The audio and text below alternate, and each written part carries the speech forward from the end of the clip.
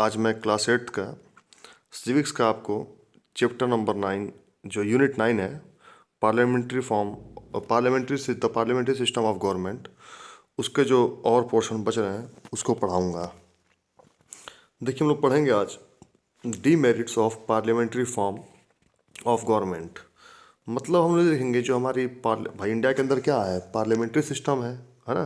तो इस parliamentary system में क्या दोष है, क्या बुराइयां हैं भाई। हर चीज़ के मेरिट्स और डीमेरिट्स होते हैं, हर चीज़ की अच्छाइयाँ बुराइयां होती हैं।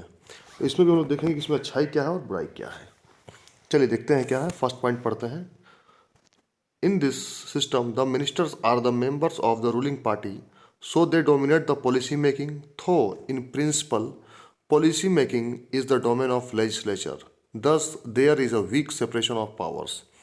देखिए इसका मतलब क्या होता है कि जो ये सिस्टम है हम लोग का, जो गवर्नमेंट का सिस्टम है, तो इसमें जो मिनिस्टर्स क्या करते हैं, जो मंत्री होते हैं, जो रूलिंग पार्टी के, जो पार्टी जीत जाती है उसके मिनिस्टर बनते हैं।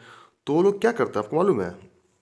वो लोग ये करते हैं कि वो लोग जो भी नियम कायदे कानून बनते हैं तो उस पर हावी हो जाते हैं। भाई बोलेंगे कि नहीं यही नियम कानून जिसको चाहे वो बना सकते हैं, ठीक है बेटा। लेकिन मतलब जो प्रिंसिपल है वो ऐसा नहीं होता है। जो विधानमंडल होता है, विधानमंडल समझते हैं आप लोग, लेजिस्लेचर जो होता है वो उसके हाथ में होता है, लेकिन मंत्री यहाँ पे अपने चलाते हैं, है ना। ये इसकी बहुत दिक्कत है, ठीक है बेटा। इसके लिए क्या होता है कि इससे पावर का सेपरेशन हो जाता है, सबकी पावर अलग अलग है ना, अलग अलग हो जाती है। चलिए सेकेंड पॉइंट कह रहा है The Council of Ministers, which has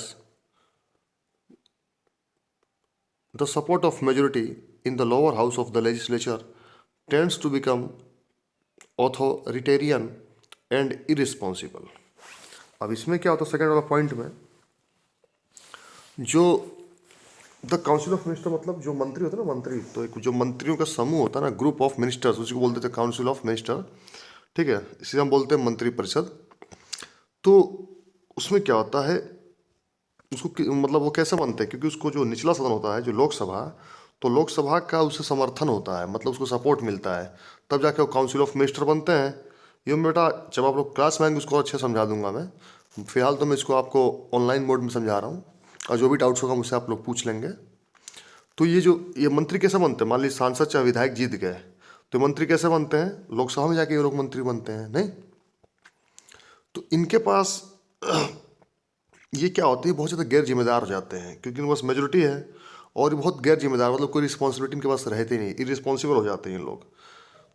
it does not care for the feelings and views of opposition. ये क्या करते हैं, जैसे गवर्नमेंट क्या होती है, ऑपोजिशन गवर्नमेंट भी होती है। जैसे आपका सेंट्रल में इस टाइम ये कांग्रेस है, ऑपोजिशन में है ना। तो ये ऑपोजिशन को क्या करती है, मतलब उनके भावनाओं का ख्याल नहीं रखा जाता है ना, परवाह नहीं करते हैं ये लोग कि ऑपोजिशन क्या कह रहा है, भाई हमारा विरोधी भी क्या कर रहा है। हो सकता है कुछ डेवलपमेंट की बात करे कांग्रेस, अब गवर्नमेंट ना माने, ठीक है बेटा। चलिए थर्ड पॉइंट हम लोग आते हैं। This form of government lacks competence and effectiveness because the minister are mostly amateurs. तो जो जो गवर्नमेंट है हमारी, जो पार्लियामेंट्री जो गवर्नमेंट है हमारी, इसमें क्या होता है कि इसमें बहुत ज़्यादा लोग मतलब कॉम्पिटेंस नहीं होते इसमें देखने की, मतलब सक्षमता और प्रभावशीलता देखने की कमी मिलती है, बहुत ज़्यादा इफेक्टिव भी लोग नहीं होते हैं, ठीक है। और ऐसा क्यों होता है, क्योंकि जो मिनिस्टर होते हैं बहुत शौकिया होते हैं, बहुत ज़्यादा काम करने के मन में नहीं रहते हैं उन लोग। एक बार कुर्सी मिल गई, अब आराम करो, कोई टेंशन नहीं, है ना। हमारे भारत में जानते हैं आप यही है। तो ही डीमेरिट्स हैं, इसकी बुराइयाँ हैं। चलिए लास्ट पॉइंट पढ़ते हैं। While the cabinet is powerful, more powerful is the bureaucracy. In this form of government the ministers mostly depend upon civil servants for expert advice and guidance, so the civil servant exercise real powers in the name of ministers. देखिए जबकि क्या होता है कि cabinet क्या है, cabinet बहुत शक्तिशाली रूप है ना, सरकार का बहुत, मतलब जो मिनिस्टर होता है बहुत इनके पास पावर होती है। लेकिन ये जो ये अपने पावर का इतना इस्तेमाल कौन करता है, इनके जो बड़े बड़े अधिकारी लोग होते हैं, तो उनसे सलाह लेते हैं ये लोग बड़े बड़े अधिकारियों से। तो बड़े बड़े अधिकारी इनका अधिकतर इस्तेमाल कर जाते हैं, है ना, मिनिस्टर्स के नाम पे, ठीक है बेटा। अब अगला पॉइंट देखते हैं हम लोग, कॉम्पोजिशन ऑफ लेजिस्लेचर। आखिर लेजिस्लेचर बनता कैसे है देखते हैं। तो लेजिस्लेचर के दो पार्ट होते हैं, ठीक है बेटा, लोकसभा और राज्यसभा आपका। तो फर्स्ट ऑफ ऑल हम लोकसभा पढ़ते हैं। The Lok Sabha as its name suggest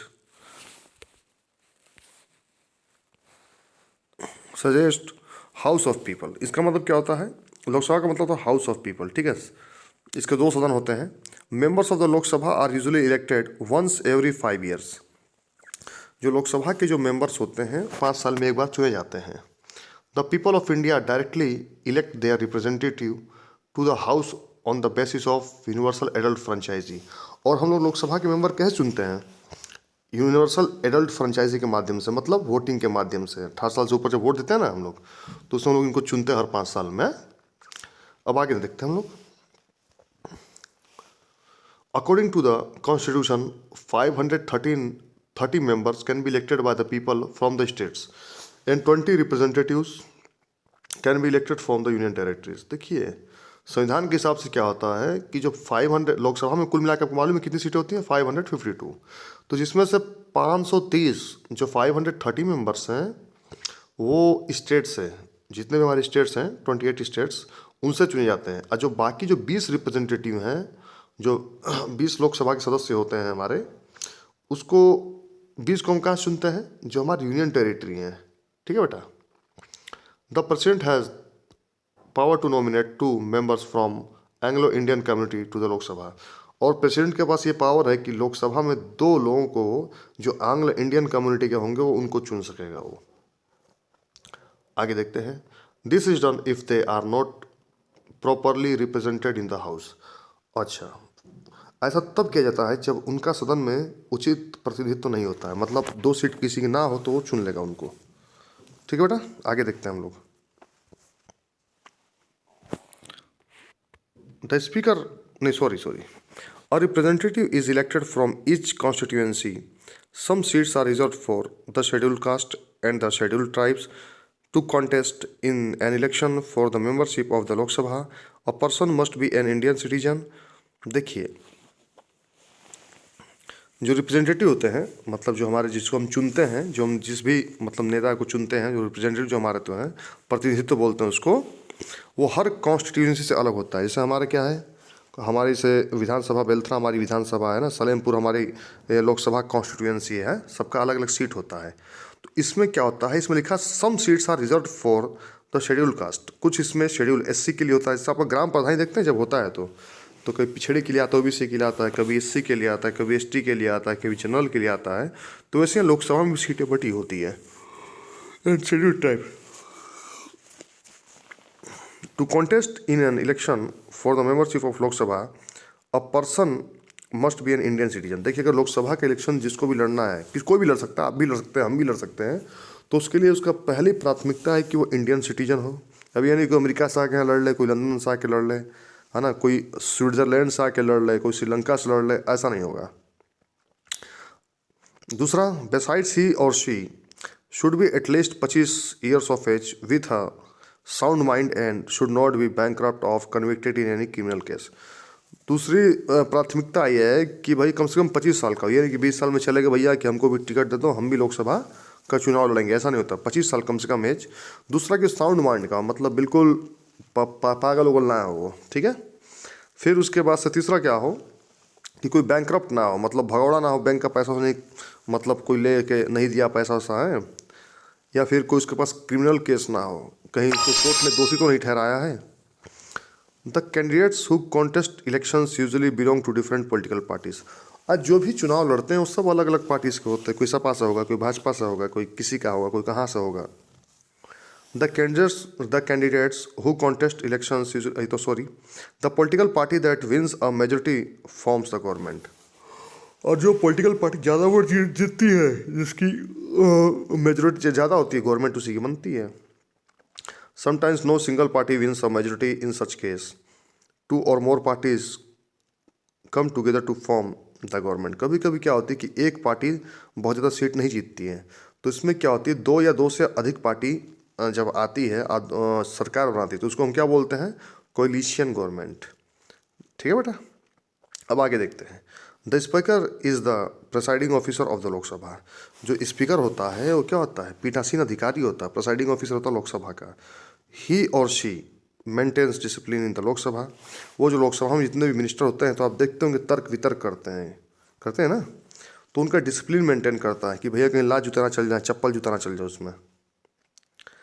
in his और हर अब्सेंस, मतलब लोकसभा के स्पीकर लेडीज भी हो सकता है और जेंट्स भी हो सकता है।